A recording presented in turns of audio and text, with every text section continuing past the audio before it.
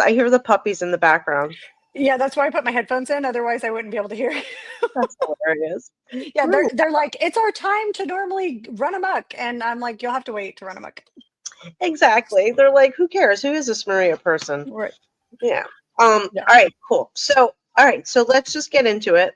Chrissy, I've been following you for a couple years, maybe. I just found you, you came up, and it was like, oh, this is awesome. Let's see what's going on here.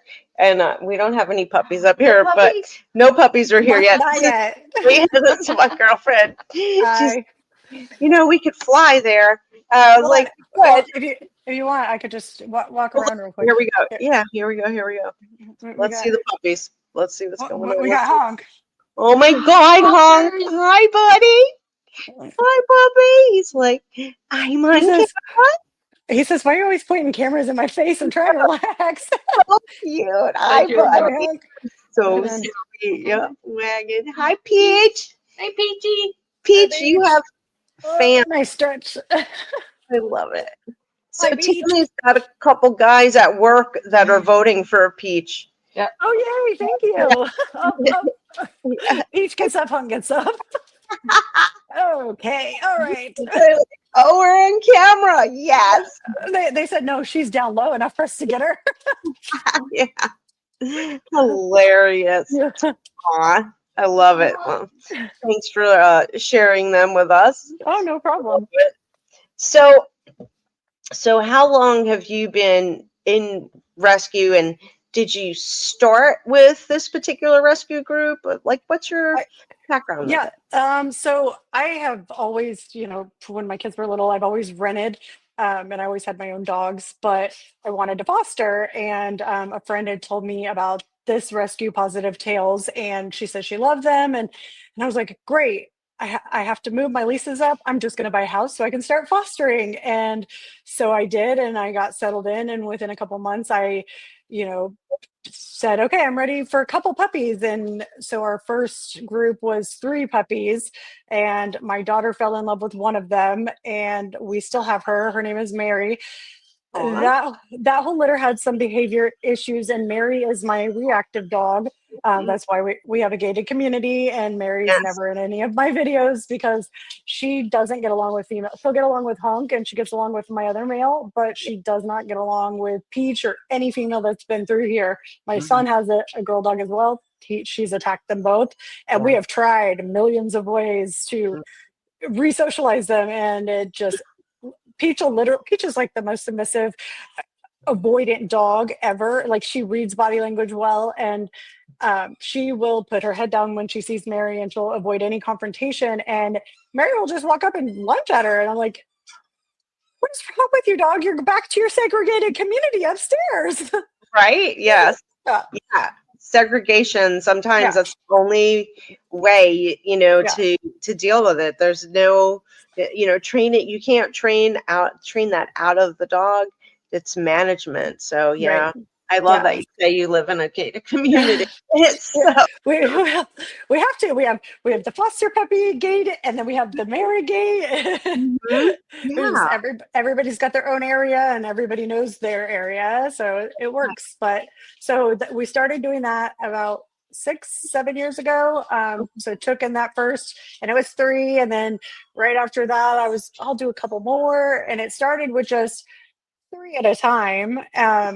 And gradually I was like, well, that foster just had a whole mom and a whole litter of puppies. I want to try that out and see how that is. And so I just graduated to moms and loved it, and loved the whole, because before it was, I'd get random puppies that, were 6 to 8 weeks old already and found abandoned, and they were great.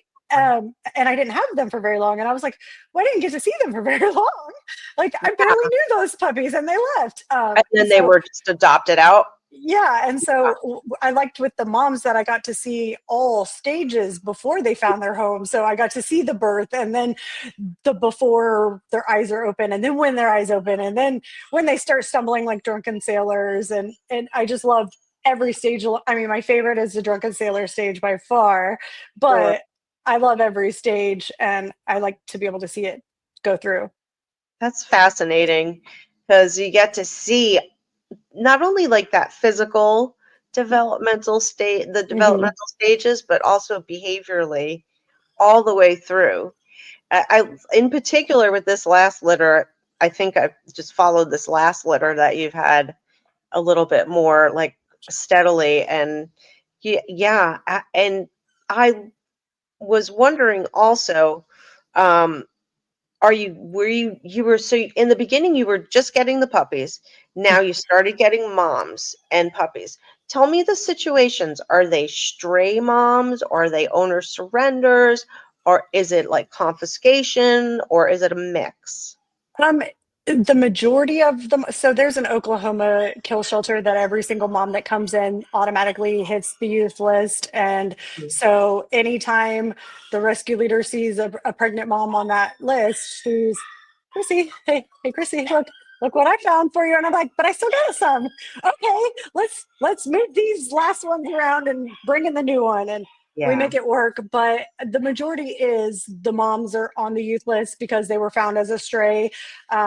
The mom of my litter before this one from the lion litter, she was actually an owner surrender. Well, she was found as a stray, but Hmm. the owner contacted the shelter that she was picked up in, and he said, "Oh, that's my dog. Her name is Lucy. I'm coming to get her." And then he didn't come. And so they tried reaching out, and he said, "Oh, I'm not coming to get her, but whoever you give her to, she has to be called Lucy." And when I got her, I thought, well, I'm not going to keep her name Lucy because, like, he Right. gave her up. Like, he doesn't have a right to her name. Right. Like, But who are you? I quickly learned, like, she, obviously it was a new situation and she was pregnant and kind of, and at this time I didn't know that, like, she happened to have sepsis because she had some puppies die in her womb. And so I just thought she was off, and the only thing she would listen to was when I'd say Lucy. And so I was like, oh, I have to keep her name Lucy because Yeah. this is the only thing making her feel safe right now. So Yeah. that's the only mom whose name stayed the same. We called her Lucy the Lion, Yeah. to fit with the theme. But yeah, she kept her name, and that was the only one that was an owner. Like, I'm coming to get you. Here's her name. Like, I've never known any of their names before. Yeah. Yeah. Yeah, that's hard. That's Yeah, really hard. When, how many litters do you think you've had? I'm sure you have a count, I have a basically. spreadsheet. I, I'm sure, because aren't you an accountant or something? Yeah, yeah. Okay, so then, yes, never mind. Tell me exactly how many litters and puppies. Do you have it broken down by, um, I break it down by litters. okay. Um, Gosh, I haven't looked at that spreadsheet in a minute. Well, I looked at it because I write the dog. I like to keep, the adopters' names, what their new names are. I'm I OCD. love I it. got I all those love things. it. That's so awesome. Let's see. Um, Fosters. Let's see what we've got. We've had 169 fosters. Wow. So You in your house. You? yes, yes, So that's just mom and puppies yes. over a period of, 6 years. wow, Yeah. that's a lot. It That's a- usually averages to 20 to 30 a year. Yeah, But yeah, like this year, I think I was at, I don't know, 33, but the year before I was only at 21. And I was like, how am I not fostering enough puppies? Like, I feel like I have puppies all year long. So why do I not have more numbers? And then I thought about it and I'm like, I have them for 3 to 4 months each litter. So that does sound out right. Like, oh, I can only take 3 or 4 a year right. if I have Yeah. them for that long. I think it's kind of cool that you have them. I mean, you probably don't. Behaviorally, I think it's pretty cool that you have them for that long. What are your protocols since you have them for that period of time? Like, obviously, you have to do the vaccinations and that type of thing, but do you guys get the puppies spayed or neutered by a certain age? What's that Yes. like? So once they're 6 weeks, so I give some fosters give the shots and others go to other fosters to give the shots to the puppies. We get all our vaccines, and so I give all of my fosters their shots here. Mm-hmm. I didn't. used to. When I first started, I was very like, oh, I don't feel comfortable. Like, you could show me, but I'd rather you do it because they're Right. puppies and I don't want to stab them. And Mhm.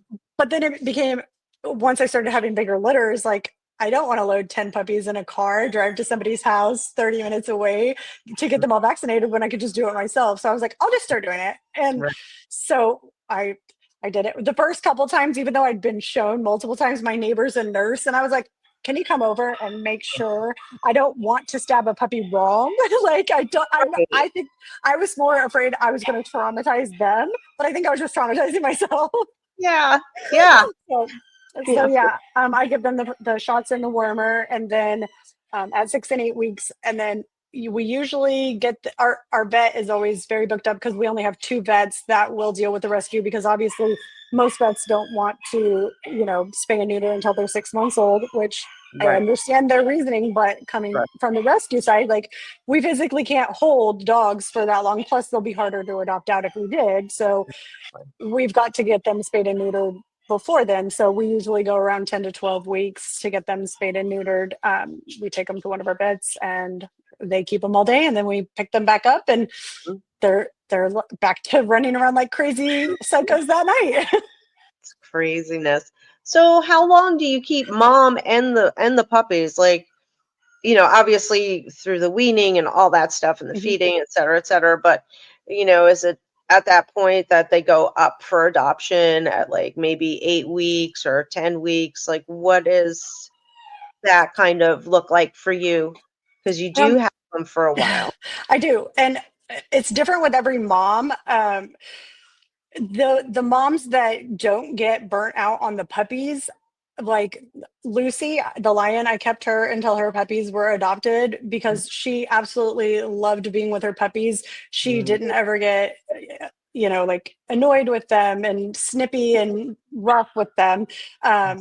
I kept the chicken litter mom until she was adopted. So I've had several that I've kept until they were adopted. Peach I somehow keep keeping, and she's still here. So um Never but left.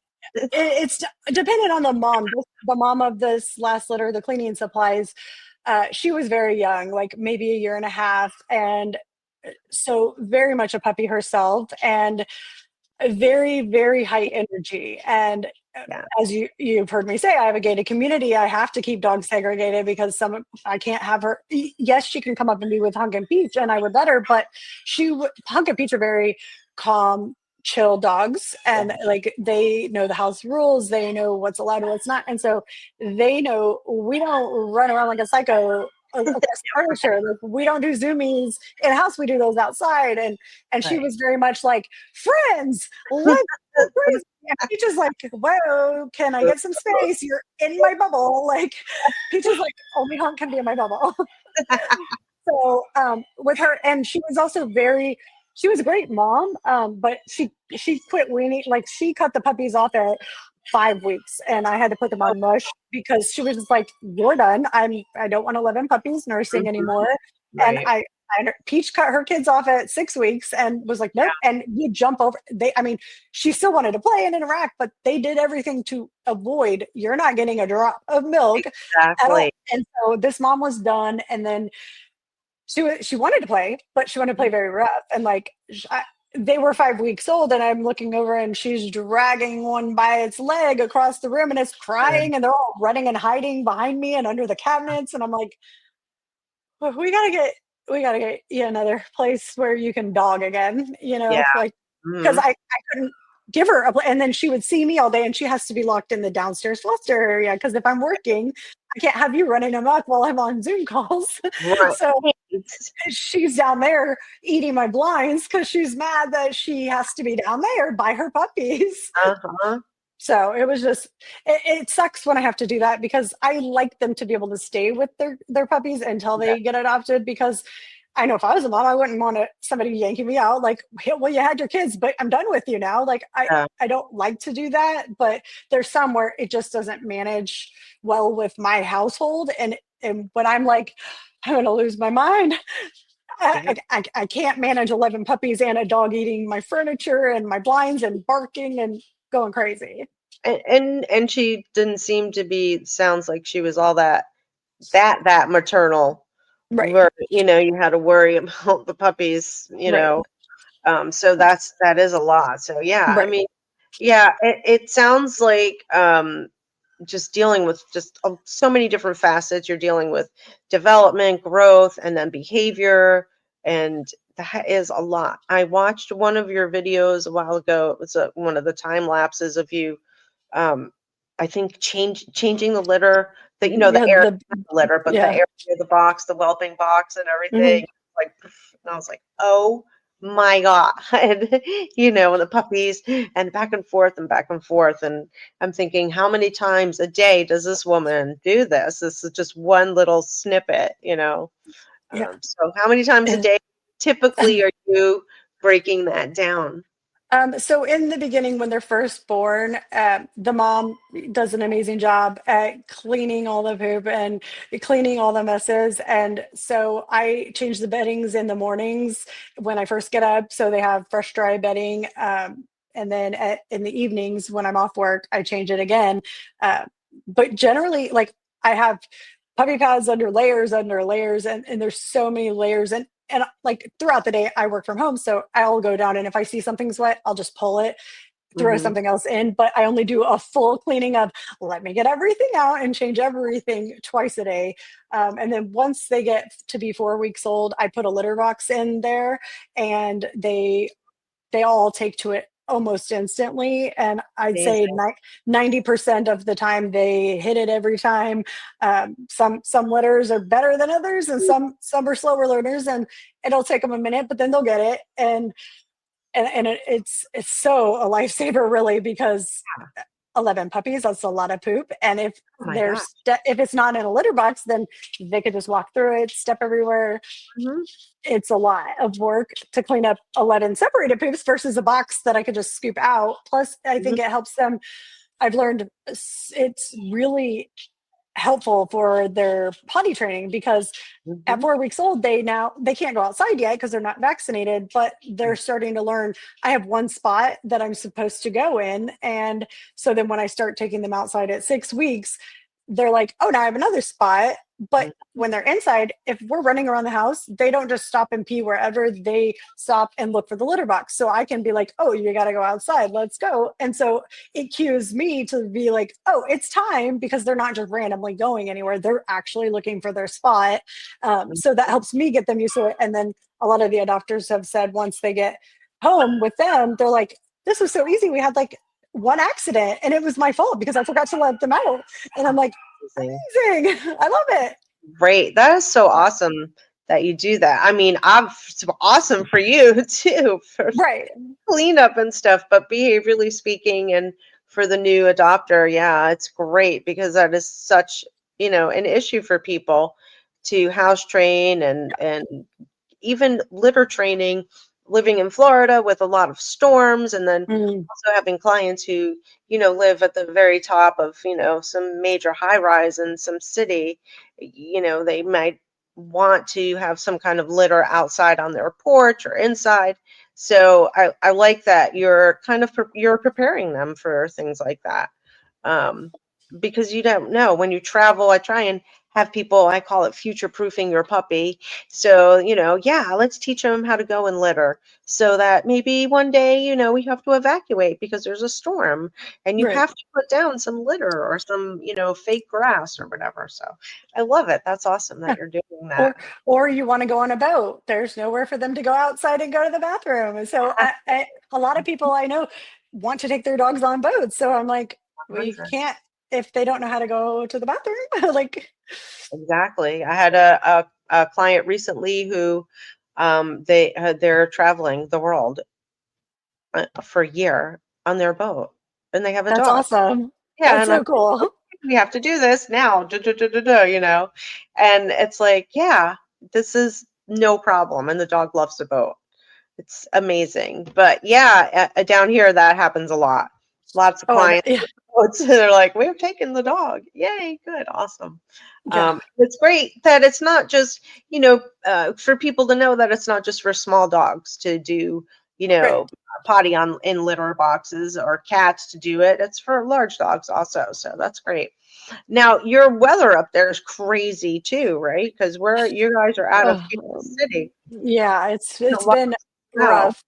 We've had a lot of snow so far Mhm. this year, and so actually, this litter is the first litter I've never been able to take. I wasn't able to take out when they turned 6 weeks old because we had our first snowstorm the week they turned 6 weeks, and we were we couldn't. I was snowed. I drive a Honda Civic Si, so I couldn't drive anywhere for 4 days because they didn't plow our streets, and I'm like, my car's not clearing that mound of snow.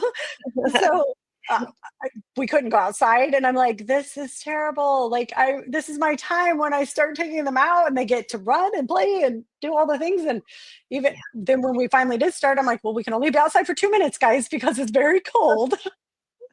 Now, Poor little kids, and we yeah. got snow again last week, and I'm like, but the puppies actually, they're super excited that the second snow we got, I've been letting them go out and play, and they're like, what is this? And they're running around like, oh my gosh, it's so much fun.